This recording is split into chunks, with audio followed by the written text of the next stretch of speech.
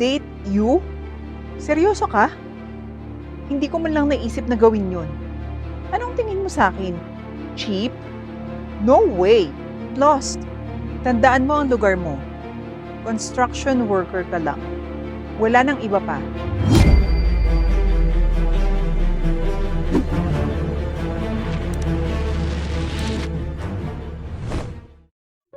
Si Jeremiah ay dating isang mapayapang construction worker.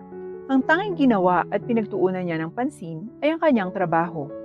Hanggang sa nakilala niya ang isang magandang babae, ang magandang anak ng kanyang employer. At simula noon, nagsumikap na siya para mapansin siya nito. Isang karangalan talaga kung ako'y mapapansin ni Miss Denise. Ang ganda niya talaga. Laging sinasabi ni Jeremiah habang nakikinig sa kanya ang kaibigan niyang si Aksho. Sa bandang huli, nakilala ni Jeremiah si Miss Denise. Sir, nandito ako para i-update ka tungkol sa... Ay, sorry, wala ang daddy ko. You can tell me the updates though. Putol ni Denise at halos hindi na nakaimik si Jeremiah dahil nauutal siya habang nakatingin sa magandang babae. Hello po Ma'am Denise. Ako po si Jeremiah. It's very nice to meet you po. Sabi ni Jeremiah habang nagpapakilala at pinipigilan ang kanyang sarili sa pagkautal. Tumango lang si Denise habang kinukuha ang folder na may dokumento kay Jeremiah at agad na isinara ang pinto. Dahil sa sobrang love-struck si Jeremiah, hindi niya nagawang iproseso kung paano lamang siya tratuhin nang walang pakundangan at ang pinto ay bumagsak sa harap ng kanyang mukha.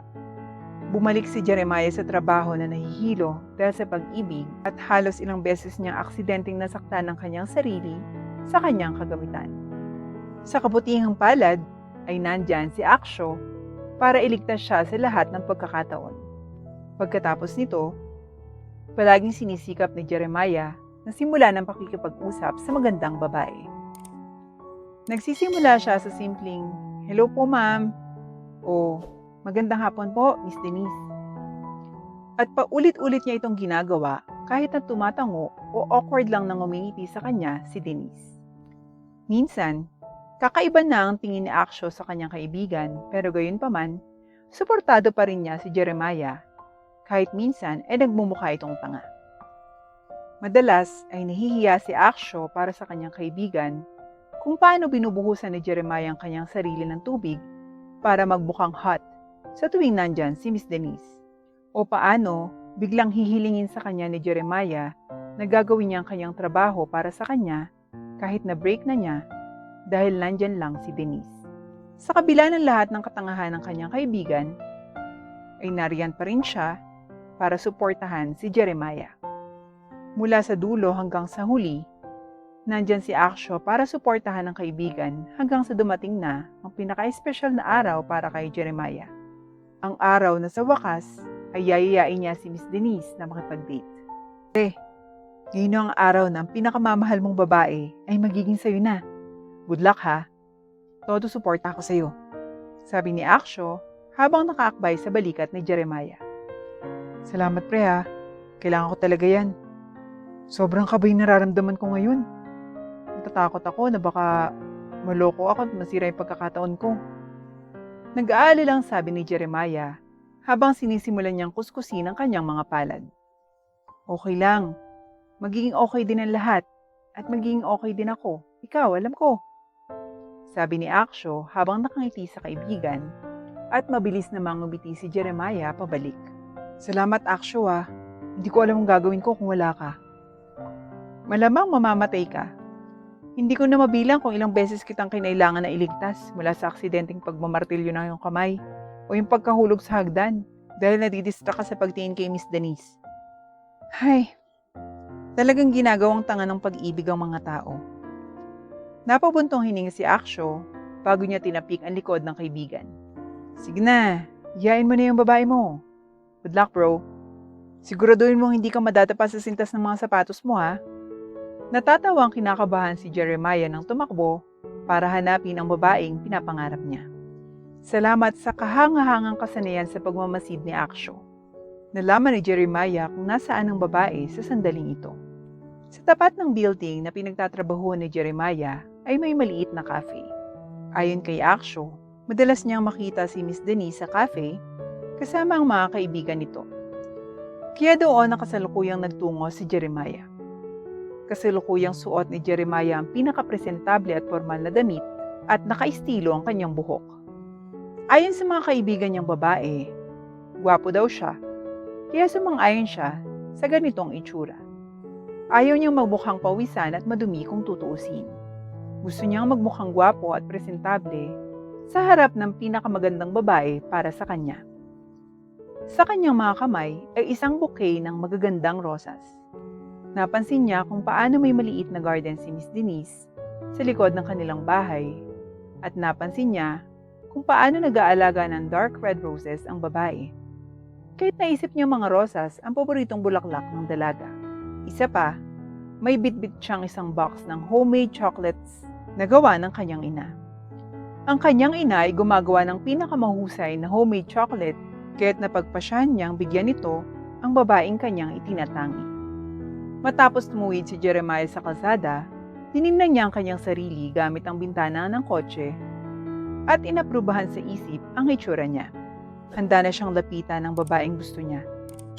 Nang malapit na siya sa cafe, napansin niya ang figura ng magandang babae at nagningning ang mga mata niya nang makilala niyang si Denise yun.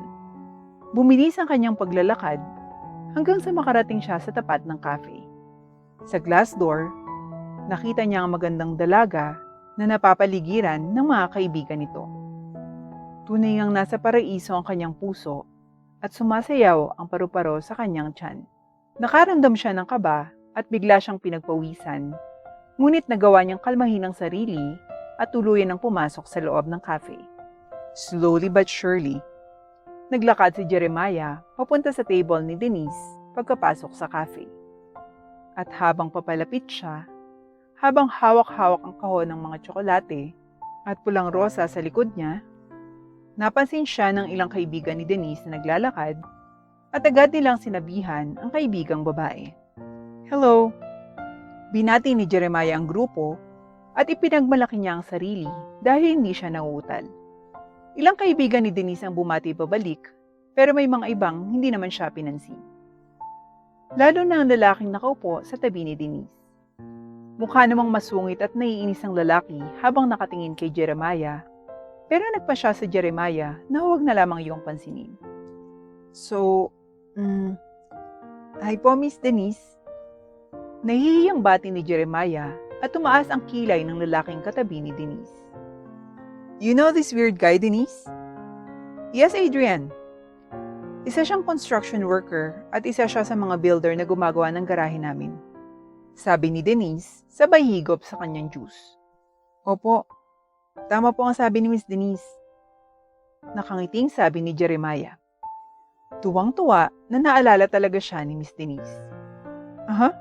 So anong ginagawa mo dito sa halip na magtrabaho? Sabi ng lalaki na nangangalang Adrian at naiinis si Jeremiah sa palagiang pagpapamiglas niya pero napagdesisyon na niyang itago na lamang ito dahil ayaw niyang mapahiya sa harap ng babaeng gusto niya. Actually, ako ay narito para... Huminto si Jeremiah sa kalagitnaan pagkatapos ay inilapag ang mga chocolates at ang mga rosas na itinatago niya sa likod niya. Napabuntong hininga ang mga kaibigan ni Denise at ang iba pa sa cafe na nakapansin sa nangyayari. Nandito ako para yayain si Miss Denise na lumabas at mag-date.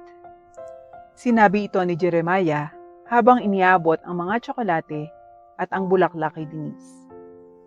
Halatang namula ang kanyang mukha. Sa bawat segundong lumilipas, patuloy na kinakabahan si Jeremiah at patuloy na lumalakas ang kanyang kaba. Nagsimula na mag-marathon ang kanyang puso nang kunin sa kanya ni Denise ang kahon ng mga tsokolate at ang bouquet ng rosas. Tumayo si Denise at umikot sa mesa. Dahan-dahang lumapit kay Jeremiah. Inilahad ni Jeremiah ang kanyang mga braso habang naghihintay ng yakap. Ngunit nagkamali siya. Hindi siya pinuntahan ni Denise at sa halip ay nilagpasan siya. Ibinaba ni Jeremiah ang kanyang mga braso at tumalikod. Nalaglag ang puso niya nang makita niyang nagbukas si Denise ng trash bin at itinapon ang mga bulaklak at ang tsokolate. Nawala ang buhay sa mukha ni Jeremiah habang pinagmamasdan si Denise papalapit sa kanya na may naiinis na mukha. Huminto si Denise sa harap ni Jeremiah at saka siya sinampal. Dahil sa sakit ng sampal at sa sakit ng puso niya, hindi na napansin ni Jeremiah ang mga ng mga tao sa paligid at ang mga titig na natanggap niya mula sa dose-dose ng mga tao sa loob ng cafe. Date you? Seryoso ka? Hindi ko man lang naisip na gawin yun. Anong tingin mo sa akin? Cheap? No way! Lost! Tandaan mo ang lugar mo. Construction worker ka lang. Wala nang iba pa. Hindi mo kayang bigyan ako ng marangyang buhay na I deserve. So don't even think about dating me. And don't even bother coming back to work. Ayoko nang makita yung mukha mo. You're fired. Sigaw ni Denise habang nakatingin ang lahat na nagkakagulo. Tumungo si Jeremiah at tahimik na naglakad palabas ng lugar. Hindi siya makapagdesisyon kung alin ang mas matimbang, ang kirot sa kanyang pisngi o ang sakit sa kanyang puso. At bilang pagsunod, kinabukasan ay hindi na bumalik si Jeremiah sa trabaho. Nag-alala si Aksyo, kaya pagkatapos ng kanyang trabaho, ay agad niyang pinuntahan ang kanyang matalik na kaibigan. Pagdating ni Aksyo sa bahay ni Jeremiah, nakita niya na magulo ang bahay nito. Sinabi ni Jeremiah kay Aksyo ang mga nangyari at nanatili si Aksyo para makinig. Buong gabi niyang pinakinggan ng matalik na kaibigan hanggang sa tuluyang makatulog ulit si Jeremiah. Aksyo, hindi ako naging sapat. Ako ay masyadong mahirap para sa kanya. Ito ang huling sinabi ni Jeremiah bago siya nakatulog. Nag-apoy ito kay Aksyo. Dali-dali siyang lumayo at umalis, habang papalabas para may gawin. Isang bagay na magpapabago sa buhay niya at sa kanyang matalik na kaibigan. Kinabukasan, nagising si Jeremiah dahil sa pagyugyog ng kaibigang si Aksyo. Hoy! Ano? Sigaw ni Jeremiah. Tara na! Magsisimula na yung pagsusulit sa loob ng 35 minuto. Dapat maaga tayo. Sigaw ni Aksyo, sabay hila sa nalilitong kaibigan. Exam? Anong exam? Graduate na ako. Sinubukan ni Jeremiah na kumawala sa mahigpit na pagkakahawak ng kaibigan. Pero hinila siya ni Aksyo at tinitigan. Huwag mong kaawaan ang iyong sarili, kaibigan. Ikaw ay higit pa sa isang construction worker. Kaya nga ipakita natin sa babaeng yun na higit ka sa ganyan. Bumalik na tayo sa kolehiyo, kaibigan. Maging mas mabuti pa tayo kaysa sa babaeng dumurog sa puso mo. Sabi ni Aksyo na may determinadong ekspresyon sa mukha. At nag-apoy din ito kay Jeremiah. Makalipas ang ilang minuto, sa wakas ay nakapagdesisyon na si Jeremiah. Okay, halika na. Ako ay higit pa sa isang construction worker lamang. Ilang taon na ang lumipas. Isang araw, naimbitahan si Denise at ang kanyang ama sa isang party. Ang sabi sa imbitasyon ay magiging isang maliit na salo-salo lang ito. Ngunit nang dumating ang dalawa, nagulat sila sa napakalaking malabol na venue. Agad na umupo ang dalawa sa kani-kanilang upuan habang hinihintay ang pagsisimula ng event. Kung tatanungin mo si Denise, sasabihin niyang ayaw niya doon. Ngunit dahil sa kanyang ama, napilitan siyang sumama. Sinabihan si Denise na ang host ng party ay isang mayaman at gwapong lalaki. At ang tatay ni Denise, ang personal na nagtanong sa kanya kung pwede niyang kausapin ng lalaki at pumayag si Denise. Dahil mas maraming pera para sa kanyang ama, ay nangangahulugan din ng mas maraming pera para sa kanya. Sinusuportahan ni Denise ang plano ng kanyang ama, ngunit hanggang sa nabunyag ang host ng party. Isang lalaking kilalang kilala ni Denise. Isang lalaking minahal siya noon. Kinabahan man si Denise na makitang muli ang lalaki. Naisip ni Denise na napakadali ang pag-akit sa lalaking ito sa bitag niya dahil may nararamdaman ang lalaking ito sa kanya noon.